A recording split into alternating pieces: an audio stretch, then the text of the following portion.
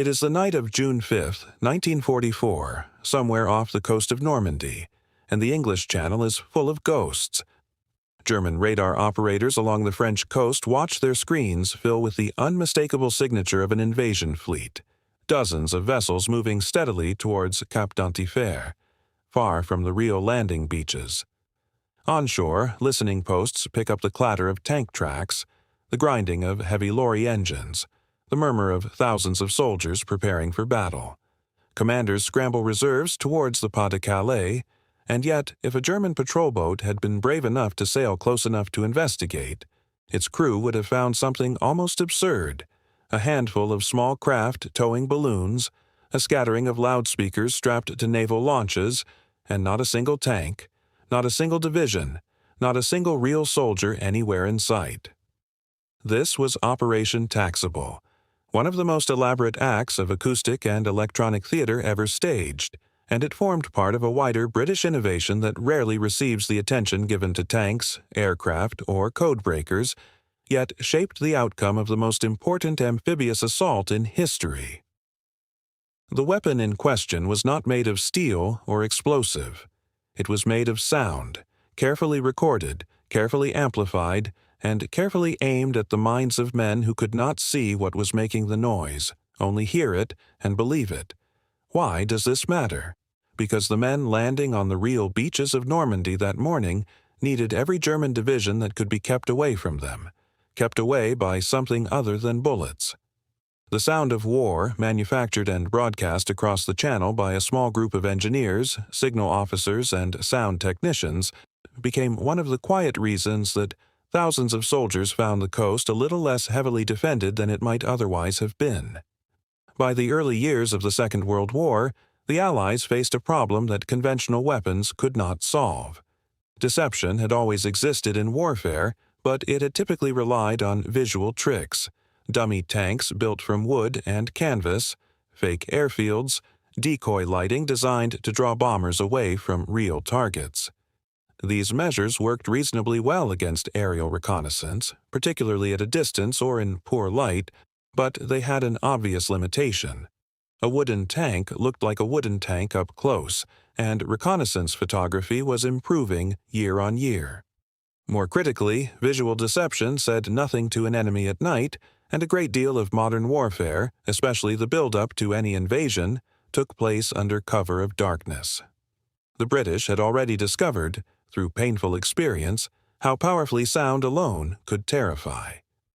German Stuka dive bombers had been fitted with small propeller-driven sirens, nicknamed Jericho trumpets, which produced a falling shriek as the aircraft dived, a sound that did almost nothing to increase the bomb's destructive power, but did a great deal to unravel the nerves of soldiers and civilians beneath it. British war planners noted with some professional admiration how effective this had been, not as a weapon of physical damage but as a weapon of psychology. If sound alone could terrify, could it not also deceive? The challenge was immense. To convince a listening enemy that an armored division was advancing along a coastal road, you needed more than a recording of an engine. You needed the layered, chaotic, constantly shifting acoustic signature of dozens of vehicles, with the particular mechanical groan of tank tracks on tarmac, the overlapping shouts of soldiers, the irregular timing that real military movement always has and that any single looped recording immediately betrays. German listening equipment by 1943 and 1944 had become sophisticated. Acoustic locators and trained listening posts along the Atlantic Wall could often distinguish genuine military traffic from amateur fakery within minutes,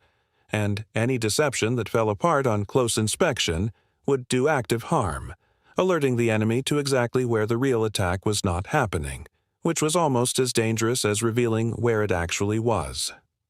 The sound also had to travel convincingly across open water and uneven coastal terrain without the obvious flatness of a single playback source, a problem that pushed engineers towards equipment never originally designed for warfare at all. The team that solved this problem worked under the auspices of what became known as the 5th Wireless Group and later units attached to 21st Army Group, drawing heavily on the expertise of Bell Laboratories in the United States and on Britain's own sound recording specialists, several of whom had been recruited from the BBC and from commercial gramophone companies before the war. Working from a requirement issued in 1943, engineers developed a technique that combined high-quality multi-track sound recording with a deceptively simple delivery mechanism. Recordings were made on location using real armored columns, real lorries, real marching infantry, captured not on a single microphone but on several simultaneously, each placed at different distances to recreate the natural layering and echo of a genuine convoy. These recordings were transferred onto large 16-inch acetate discs, similar in principle to the records used in radio stations of the period, chosen because they offered far higher fidelity and far longer playing time than the standard 10-inch discs sold to the public, allowing a continuous 20 to 30-minute loop of overlapping, evolving sound rather than an obviously repeating few seconds. Playback used a system named moonshine in some configurations and developed further as part of the wider deception toolkit under names including Operation Taxable and Operation Glimmer, both executed on the night of the actual D-Day landings. The discs were played through powerful amplifiers connected to specially designed horn loudspeakers, the largest of which stood taller than a man and weighed several hundred kilograms, mounted on naval motor launches and converted landing craft.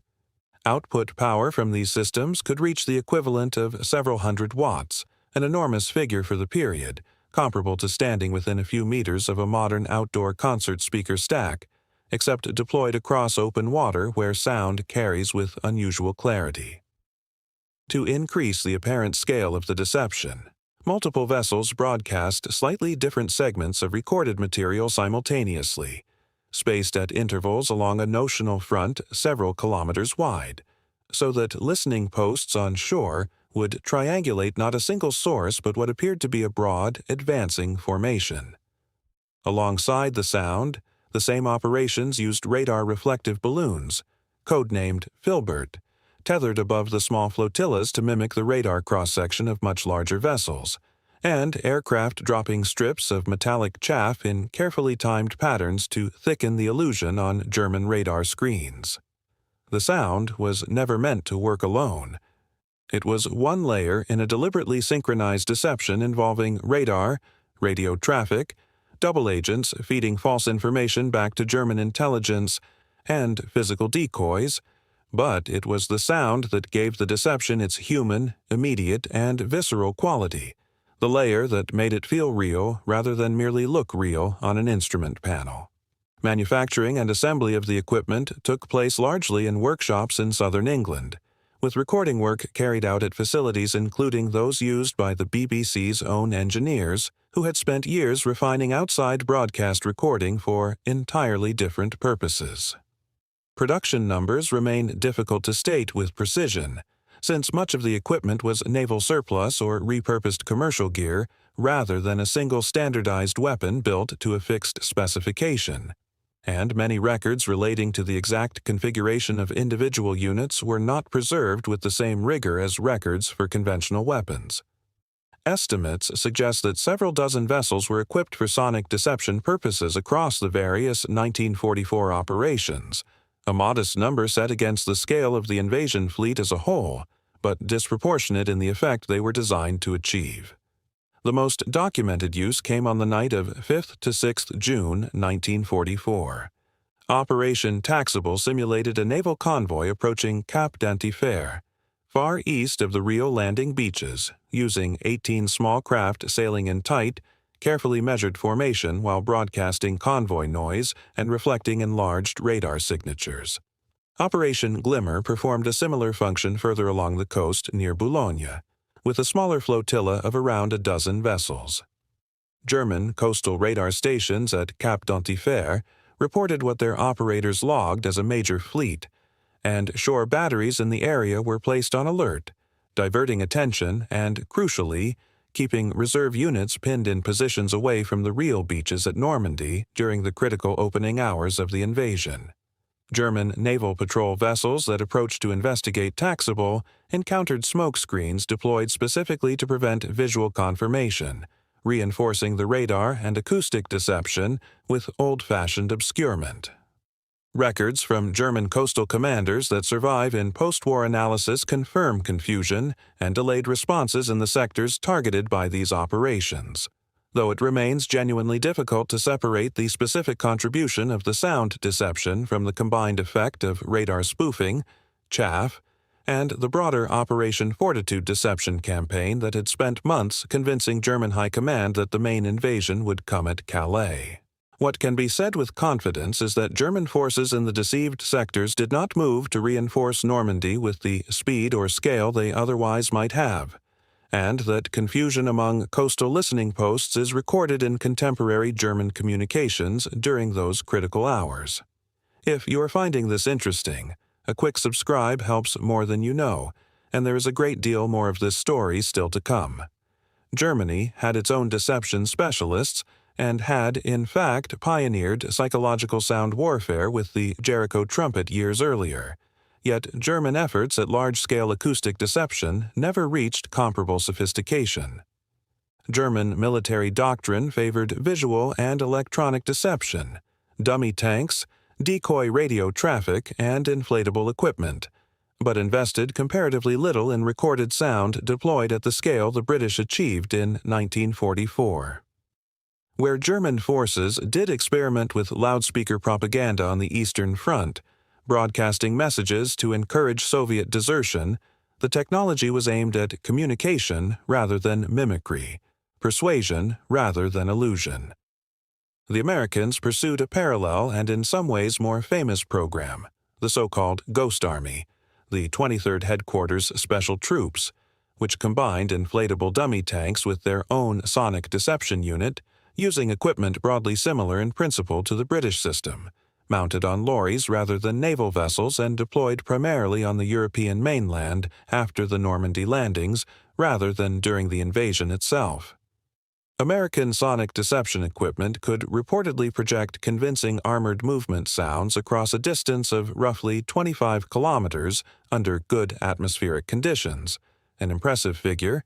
though American operations tended to focus on a single dramatic engagement, such as the deception staged near the Rhine in 1945, rather than the dispersed multi-operation campaign the British ran across the Channel coast on the single night of the invasion. The principal difference lay in integration. British sonic deception on D-Day was never conceived as a standalone trick, but as one strand deliberately woven into Fortitude's vast web of double agents, fake radio networks, dummy landing craft, and inflatable armies stationed in southeast England to suggest an entirely fictional army group preparing for Calais. The sound on the water that night gained its credibility not from its own quality alone, but from months of supporting fiction that had already convinced German intelligence what an approaching invasion fleet should sound and look like. In that sense, the British achievement was less a superior machine than a superior system. Sound as the final, convincing layer atop an architecture of lies built over the better part of a year. The historical impact of these operations occupies an uncomfortable space between documented fact and reasonable inference, precisely the kind of uncertainty that honest history must acknowledge rather than paper over. German coastal records confirm genuine confusion and delayed troop movements in the targeted sectors during the early hours of June 6th, and senior German commanders, including those responsible for coastal defense in the Pas-de-Calais and Le Havre areas, are recorded reacting to the perceived threat with real urgency. What cannot be stated with the same confidence is a precise figure for how many German reserves were kept from reinforcing the actual beaches as a direct consequence of the sound deception specifically, as opposed to the cumulative weight of the entire Fortitude deception, decrypted ultra-intelligence about German troop dispositions, and simple operational caution. What is clear is the psychological dimension.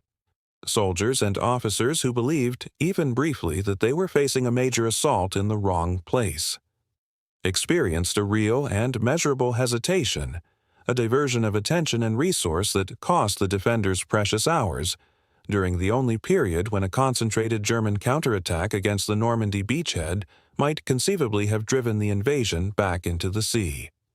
The techniques developed for taxable and glimmer influenced later Cold War deception planning, where acoustic and electronic decoys became a standard, if rarely publicized, component of military deception doctrine on both sides of the Iron Curtain. Surviving equipment from these operations is scarce. Much of the gramophone and amplification gear was naval surplus, repurposed afterwards or simply discarded,